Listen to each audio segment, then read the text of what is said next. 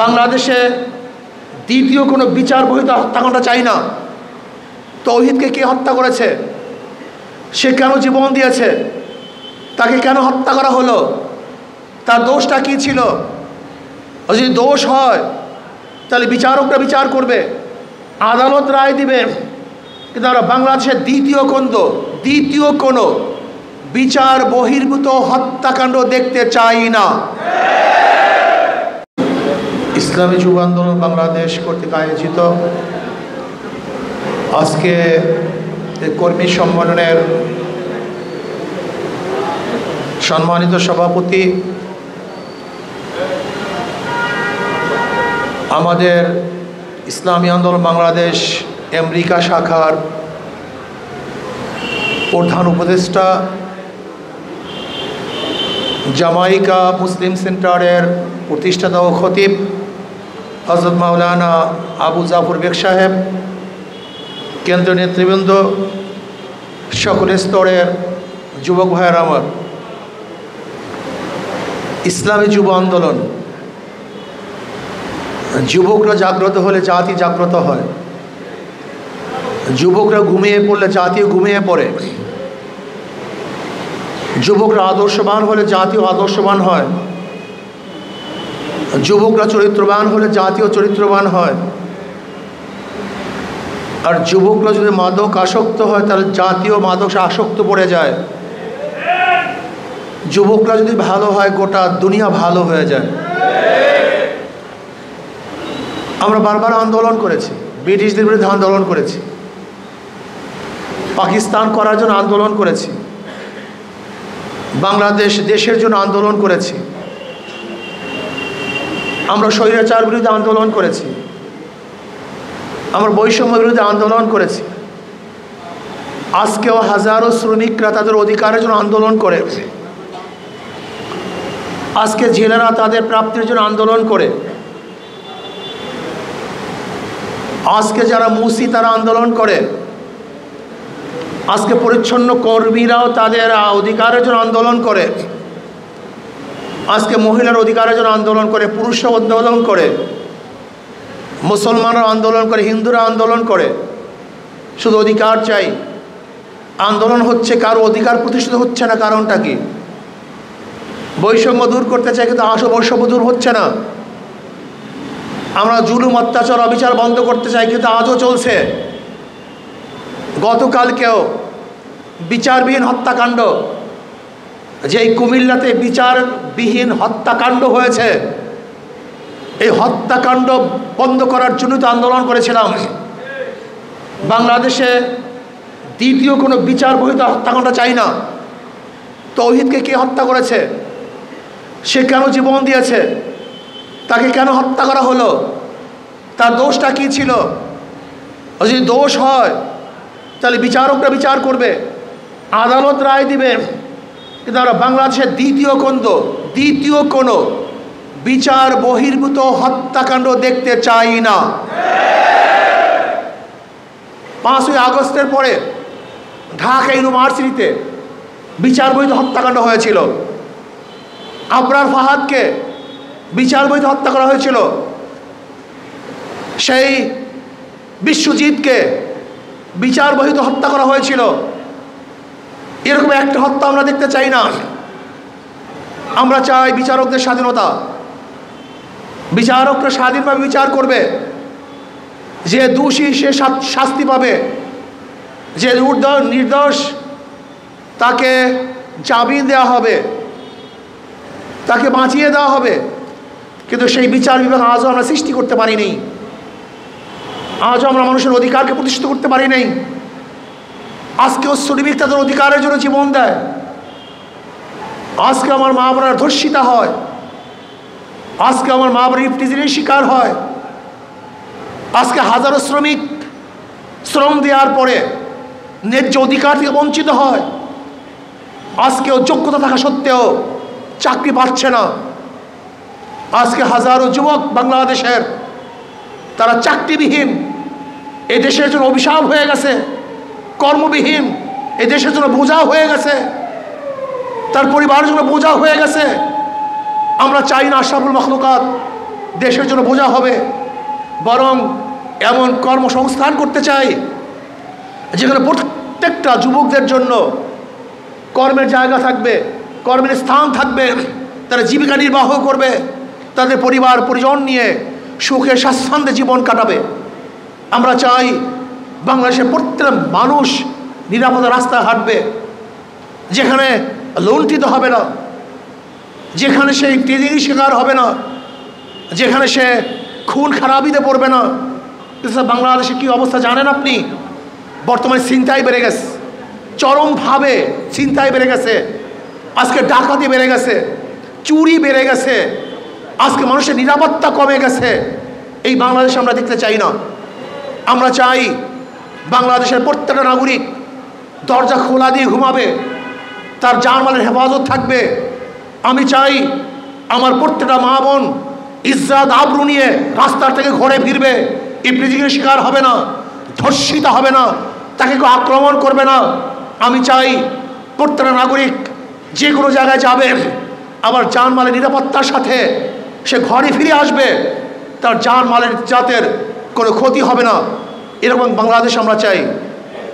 আমরা দুর্নীতির বিরুদ্ধে আন্দোলন করেছিলাম, কিন্তু কোনো অফিস আদালতে কোনো দুর্নীতি কমে নেই, কোনো অফিস আদালতে কোনো ঘুষ কমে নাই, 1 টাকাও ঘুষ কমে নাই, বরং সে আগের অবস্থায় আছে। ঘুষ ছাড়া কাজ চলছে না, দুর্নীতি ছাড়া কোনো অফিস নাই। এই বাংলাদেশ আমরা দেখতে চাই না। আমরা একটা মানুষের বাংলাদেশ দেখতে চাই, যেখানে মানুষ বসবাস করবে, প্রত্যেকটা মানুষকে ভালোবাসবে, প্রত্যেকটা মানুষ তাদের সহযোগিতা করবে, তাদের দুঃখে কষ্টে দুঃখিত হবে, তাদের কষ্টে সে কষ্ট পাবে। এরকম একটা বাংলাদেশ আমরা দেখতে চাই। ওই উসিরুনা আলা আনফুসিহিম ওয়ালাউ কানা বিহিম খাসাসা, যেখানে নিজের চেয়েও ভাইকে প্রাধান্য দিবে। এরকম একটা বাংলাদেশ আমরা দেখতে চাই। আমরা দেখতে চাই প্রত্যেকটা ধার্মিক তার ধর্ম পালন করবে, মুসলমান তার ধর্ম পালন করবে, হিন্দুরা তার ধর্ম পালন করবে, খ্রিস্টানরা ধর্ম পালন করবে। প্রত্যেকটা ধার্মিক আনন্দের সাথে তাদের ধর্ম পালন করবে। সে একটা দেশ আমরা বাংলাদেশ হিসাবে দেখতে চাই। আমরা কি দেখতে চাই? কোনো ক্ষুধার্ত মানুষ বাংলাদেশে দেখতে চাই না, বস্ত্রহীন একটা মানুষ দেখতে চাই না, ঘরহীন একটা জনগণ বাংলাদেশে দেখতে চাই না, চিকিৎসাবিহীন একটা মানুষ মারা যাক এই বাংলাদেশ আমরা চাই না। আমরা চাই না আমাদের কোনো বাচ্চারা অশিক্ষিত থাকবে, এরকম বাংলাদেশ আমরা চাই না। বাংলাদেশের প্রত্যেকটা নাগরিক শিক্ষিত হবে, প্রত্যেকটা নাগরিক উচ্চশিক্ষায় শিক্ষিত হবে। আমাদের গরিব মেধাবীরা বিনা পয়সায় উচ্চ ডিগ্রি অর্জন করবে, সরকার সেই ব্যবস্থা করবে। সেই বাংলাদেশ আমরা দেখতে চাই। আমরা বাংলাদেশ কোন বাংলাদেশ দেখতে চাই? বিধবারা যেন ক্ষুধার্ত অবস্থায় না থাকে, সরকার যেন আমার বিধবা মা বোনের কাছে সমস্ত খাদ্য অন্ন বস্ত্র প্রদান করে। আমি চাই এতিম মিসকিনদের যেন নিজেদের উপর নিজেরা বোঝা না হয়, বরং একজন এতিমকে একজন মিসকিনকে সরকার লালন করবে, পালন করবে, তার সমস্ত দায় দায়িত্ব গ্রহণ করবে। এটা আমরা চাই। আমরা চাই সাংবাদিকরা বস্তুনিষ্ঠ সংবাদ পরিবেশন করবে, যেখানে দালালি থাকবে না, যেখানে হলুদ সাংবাদিক থাকবে না, যেখানে মিথ্যাকে সত্য, সত্যকে মিথ্যা করা হবে না, যেখানে বস্তুনিষ্ঠ সন্ত্রাস পরিবেশিত হবে, যেটা সত্য সেইটা প্রকাশ হবে, যেটা মিথ্যা সেটা প্রকাশিত হবে না। এরকম সংবাদপত্র আমরা দেখতে চাই। আমরা চাই অফিসারগুলি মানুষ বান্ধব অফিসার হবে, মানুষ বান্ধব, যারা জনগণকে সেবা করবে, আদর করবে, শ্রদ্ধা করবে, সম্মান করবে। একজন অফিসার যেন বুঝে যে আমি এই পাবলিকের টাকায় এদের ভ্যাট, এদের ট্যাক্স, এদের টাকায় আমি জীবিকা নির্বাহ করি, এরা আমাকে দেয়, আমি নেই, কাজে এরা শ্রদ্ধার পাত্র।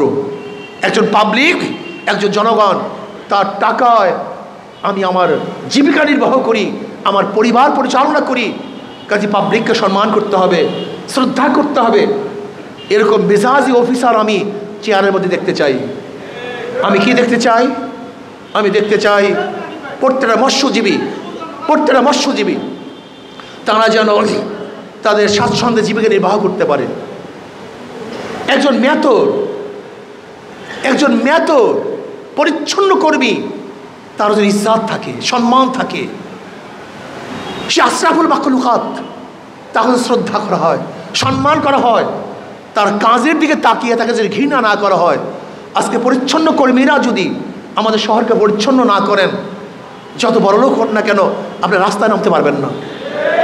তার গুরুত্ব কোনো অফিসারের চেয়ে কম না, অনেক বেশি।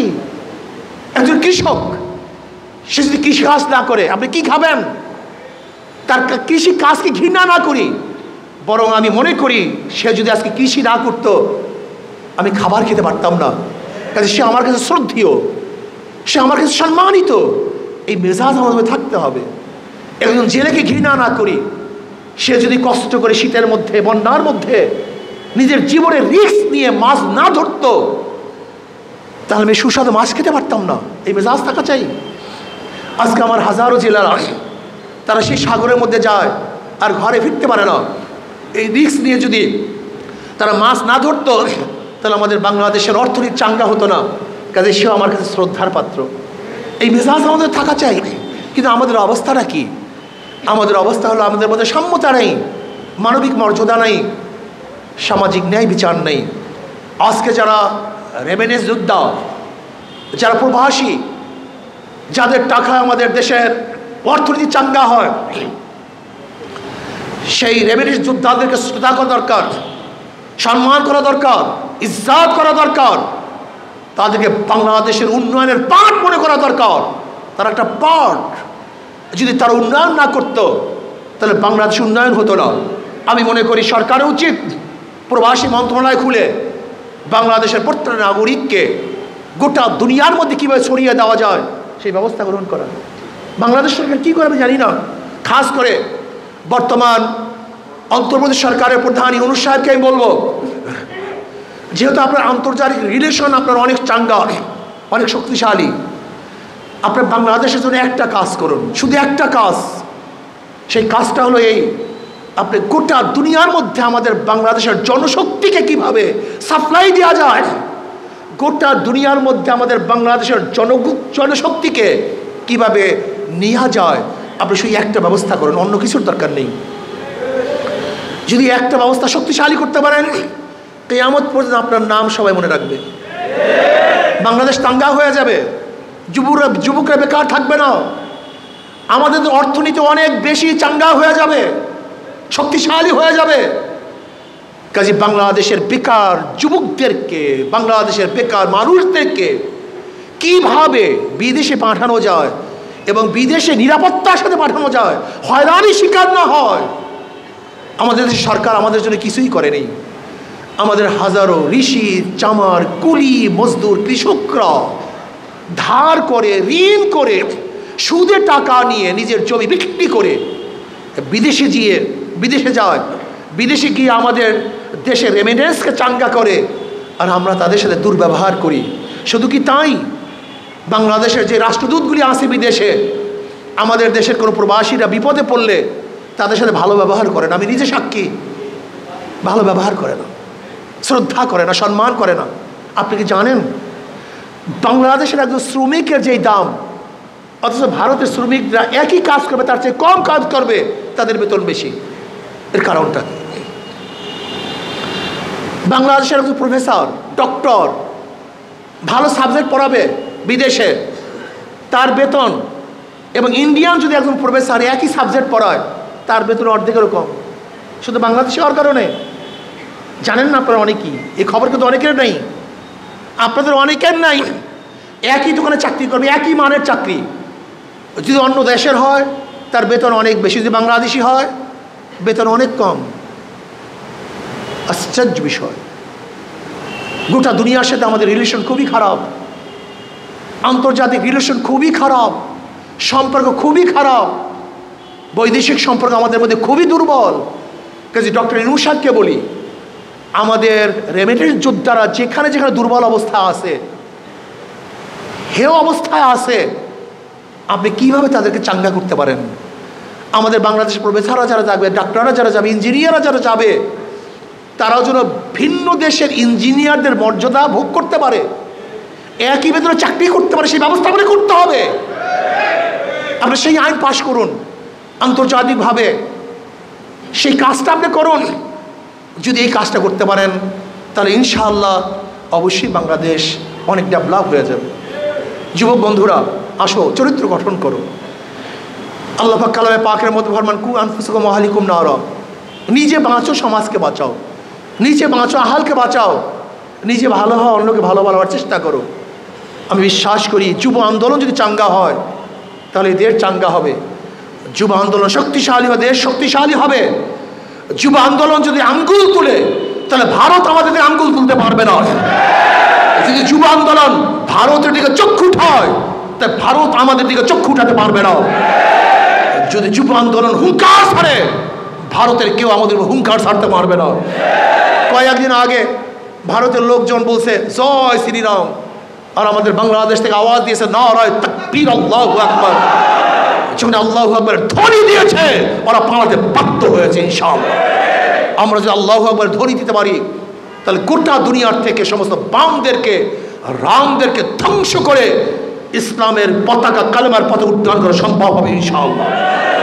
আসো, নির্বাচন আসতেছে, মূল কাজ দাওয়াত। মূল কাজ কি? একজন মুসলমান দাওয়াত ছাড়া থাকতে পারে না। নবী আলাইহিস সালাতু ওয়াস দাওয়াত দিতে গিয়ে হীন এমন কোনো কষ্ট নাই যে কষ্টে তিনি স্বীকার করেন নাই। এমন কোনো কষ্ট নাই যে এই কষ্ট তিনি ভোগ করেন নাই। তিনি দাওয়াত দিতে গিয়ে দাম শহীদ করেছেন, দাওয়াত দিতে গিয়ে রক্ত ঝরিয়েছেন। আর তুমি আমি দাওয়াত দিতে গিয়ে ঘর থেকে বের হই না, সামান্য ঘাম ঝরাই না, রক্ত ঝরাই না, আমাদের জুতাওকে ক্ষয় করি না, তুমি নবীর উত্তম উত্তরসূরি হতে পারো না। এই নবী আলাইহিস সালাম দাওয়াত দিতে গিয়ে নিজের ঘর ত্যাগ করে হিজরত করতে বাধ্য হয়েছেন। সাহাবারা এই দাওয়াত দিতে গোটা দুনিয়ার মধ্যে ছড়িয়ে পড়েছেন। আমি যুব আন্দোলনকে বলবো আজকের থেকে মেজাজ দাওয়াতই করো। এমন কোনো মানুষ যেন না থাকে যে দাওয়াত থেকে মাহরুম হয়। প্রত্যেকের কাছে কাছে দাওয়াত নিয়ে যাও, প্রত্যেকের ঘরে ঘরে দাওয়াত নিয়ে যাও। দাওয়াত ইসলাম আসলে কি হবে? এই যে এইমাত্র বক্তৃতা করেছি, ইসলাম আসে সাম্য, মানবিক মর্যাদা, সামাজিক ন্যায় বিচার প্রতিষ্ঠিত হবে। প্রত্যেকটা মানুষ তাদের অধিকার নিয়ে বাঁচতে পারবে। পুরুষ, মহিলা, হিন্দু, বৌদ্ধ, খ্রিস্টান, যত ধর্মের মানুষ আছে সবাই সমানভাবে ধর্ম পালন করতে পারবে। ইসলাম হুকুমত আসলে জানমাল, ইজ্জত, আবরু, নিরাপত্তা প্রদান করা হবে। ইসলাম আসলে কেউ খাবে কেউ খাবে না তা হবে না। কেউ থাকবে 10 তলায়, কেউ থাকবে নিচতলায়, তা হবে না। খোলা আকাশের নিচে কোনো মানুষ থাকবে না ইনশাআল্লাহ। কাজে আসি ইসলাম হুকুমত কায়েম করি, দাওয়াত দেই, সবাই কাছে কাছে যাই। নির্বাচন আসতেছে, ওই যে শান্তির প্রতি হাত পাখা, যারা নৌকা নির্বাচন করে, যারা নৌকায় নির্বাচন করে তারা নৌকা চালাতে পারে না। যারা নাঙ্গলে নির্বাচন করে তারা নাঙ্গল বইতে পারে না। যারা ধানে নির্বাচন করে ধান কাটতে পারে না। যারা কুঠার কাস্তে নির্বাচন করে তারা লাকড়ি ফাটতে পারে না। কিন্তু হাত পাখা এমন এক প্রতীক যে নিয়ে নির্বাচন করে সেও চালাতে পারে। যারা নির্বাচন করে তারাও চালাতে পারে, পুরুষরাও চালাতে পারে, মহিলারাও চালাতে পারে, হিন্দুরাও চালাতে পারে, মুসলমানরাও চালাতে পারে, গরিবরা চালাতে পারে, ধনীরা। এই প্রতীক হলো হাত পাখা, শান্তির প্রতীক। কারেন্ট ফেল করে, হাত পাখা ফেল করে না। কারেন্ট যেতে পারে, হাত পাখা আমি ছেড়ে যায় না। বিছানায় অন্য কোনো মার্কা না থাকলেও মানুষ আদর করে বুকের উপরে হাত পাখা নিয়ে ঘুমাতে থাকে, কথা ঠিক না? এই প্রতীক শান্তির প্রতীক, প্রতীক শান্তির প্রতীক। আমি বিশ্বাস করি হাত পাখা যদি বিজয় হয় এই জনগণ বিজয় হবে, হাত পাখা বিজয় হয়ে দেশ বিজয় হবে, হাত পাখা বিজয় হয়ে জাতি বিজয় হবে, হাত পাখা বিজয় হলে ইসলাম বিজয় হবে, হাত পাখা বিজয় হলে মানবতা বিজয় হবে। কাজে আসুন, আগামী দিনের রাষ্ট্র হবে, দেশ হবে কোন দেশ? ইসলামের দেশ। আগামী রাষ্ট্র হবে হাত পাখার দেশ। সব মার্কা দেখা শেষ, হাত পাখার বাংলাদেশ। সব মার্কা দেখা শেষ, হাত পাখার বাংলাদেশ। ডিজিটাল বাংলা দেখেছি, সবুজ বাংলা দেখেছি, সোনার বাংলা দেখেছি, স্মার্ট বাংলা দেখেছি। আর কোনো বাংলা দেখতে চাই না। এবার হবে ইসলামী বাংলা ইনশাআল্লাহ। কাজে আল্লাহ আমাকে এবং আমাদের সবাইকে হাত পাখা প্রতীকে নির্বাচন করে ইসলামকে বিজয় করার তৌফিক দান করেন। ওমা আলাইনা ইল্লাল বালাগ। বিগত